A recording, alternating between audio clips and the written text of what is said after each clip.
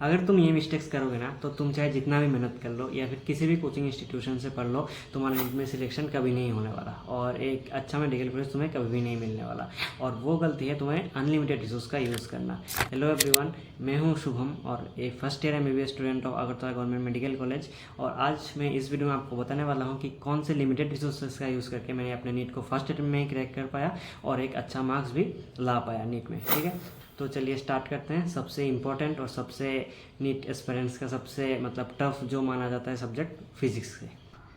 तो फिजिक्स के लिए हम सबसे ज़्यादा जो इम्पोर्टेंट नहीं देते मैक्सिमम नीट एस्पिरेंट्स, वो है आपका फिजिक्स का NCERT। ठीक है, 90% से ज़्यादा स्टूडेंट्स आपका नीट में फिजिक्स के NCERT को इग्नोर कर देते हैं, जो कि सबसे बड़ा गलती है आपका। तो आपको NCERT में क्या करना है, आपको पहले तो इसको एक बार रीडिंग देना है बायोलॉजी की तरह।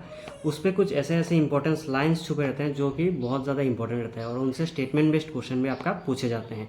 और इसमें सबसे ज़्यादा इंपॉर्टेंट जो है वो है आपका समरी।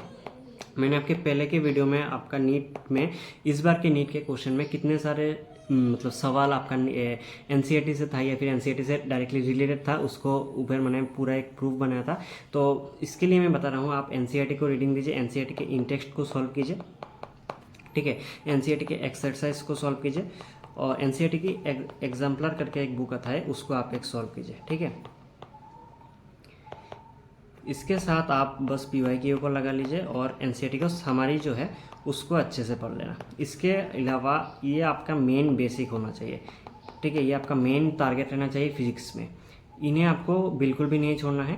ठीक है, NCERT के फिजिक्स से रिलेटेड ही आपका क्वेश्चन पूछे जाते हैं, ना कि SC वर्मा DC पांडे ये सब करके आपका टाइम वेस्ट ही होगा। आपका नीट्स के रिलेटेड क्वेश्चन आपका उतना ज़्यादा नहीं पूछा जाता। ठीक है, ये है हमारा फिजिक्स।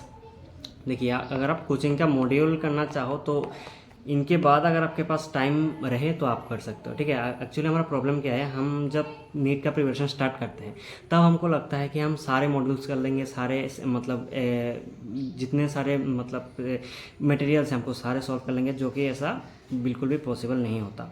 ठीक है, तो इसके लिए मैं बता रहा हूँ, पहले आपको इनको आपका बेसिक टारगेट रखिए, उसके बाद अगर आपका टाइम रहे फिर आप कोचिंग में पढ़िए, कोचिंग का मॉड्यूल सॉल्व कीजिए।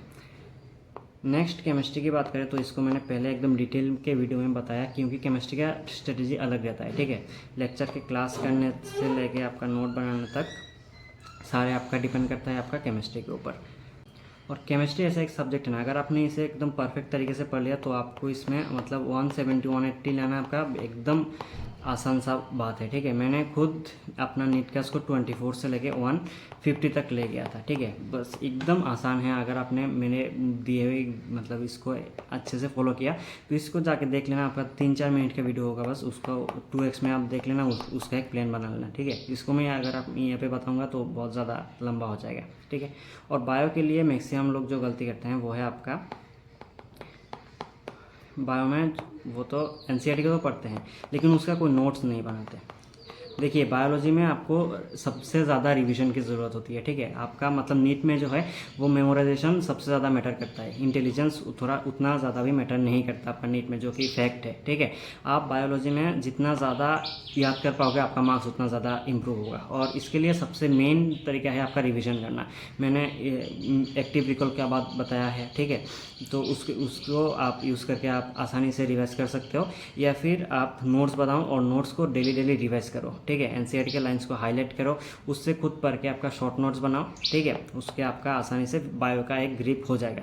उसके बाद बायो का आपका जितना ज़्यादा क्वेश्चन हो सके, ठीक है, उतना ज़्यादा आपका क्वेश्चन प्रैक्टिस करो आप। ठीक है, जहाँ से मिले NCERT से रिलेटेड होना चाहिए, बस असर्शन रीजन हो गया या फिर आपका स्टेटमेंट बेस्ड क्वेश्चन हो गया। ठीक है, मैचिंग हो गया, ऐसे नॉर्मल क्वेश्चन हो गया। तो जितना ज़्यादा आप प्रैक्टिस करोगे आपका उतना ज़्यादा ही बायो में आपका मार्क्स इंक्रीज़ होगा, और उसके लिए सबसे ज़्यादा आपको रिविजन भी करना पड़ेगा। और सेम फिजिक्स के केस में भी है। फिजिक्स में आपको देखिए, अगर आप कोचिंग में पढ़ते हैं तो आपका कोचिंग का नोट भी बहुत ज़्यादा मायने रखता है। ठीक है, अगर आप फिजिक्स वाला से पढ़ रहे हैं तो आपका MR सर का नोट आप एकदम अच्छे से बनाइए। ठीक है, इसको भी मैंने बताया है कैसे आपको MR सर के क्लास को फॉलो करना है, तो उसको भी आप देख सकते हैं। ठीक है, तो ये आपका मेन बेसिक्स होना चाहिए। इन्हें आप मैंने ये बताया जो मैक्सिमम लोग इग्नोर कर देते हैं। ठीक है, और केमिस्ट्री को आप आसानी से अच्छा स्कोर कर सकते हैं मैंने जो बताया उससे यूज़ करके, ठीक है। तो इसको मैं नहीं बताया क्योंकि वीडियो बहुत लंबी हो जाएगी, ठीक है। और इनको आप आसानी से कर सकते हो। देखिए फिजिक्स में मैंने बहुत लिमिटेड बताया है आपको, एनसीईआरटी से ही मतलब आसपास ही रखा है सारे चीज़ें।